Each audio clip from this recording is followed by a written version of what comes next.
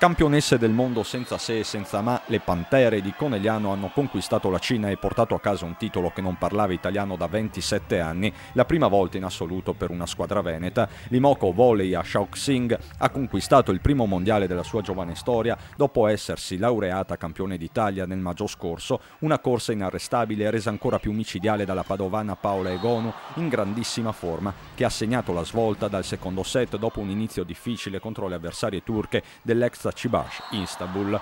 Occhi puntati sul duello tra Egonu e Tiana Boskovic, le due superstar del volley mondiali di nuovo di fronte in una finale iridata, stavolta con il club dopo Serbia-Italia del 2018 in Giappone dove prevalsero le serbe. Una rivincita quella di Egonu che non ha lasciato scampo, 3-1 il risultato finale, per le ragazze dell'Imoco una soddisfazione mondiale. Sono felicissima, ci siamo portate a casa questo mondiale, abbiamo combattuto fino all'ultimo, sono veramente orgogliosa di questa squadra, spero che vinceremo altre coppe ancora perché lavoriamo. Per coach Santarelli è il momento dei ringraziamenti. Vorrei ringraziare tutto lo staff in toto e poi la società perché se ci ha permesso di arrivare a un traguardo così importante è sicuramente indubbiamente dovuto a quello che ha fatto la società, quindi grazie a tutti, torniamo in Italia contenti e ci rimbocchiamo le maniche perché il cammino è ancora lungo. Nonostante l'impresa storica non c'è tempo per festeggiare o riposarsi. Giovedì ad attendere le ragazze del volley c'è una partita infrasettimanale a Perugia,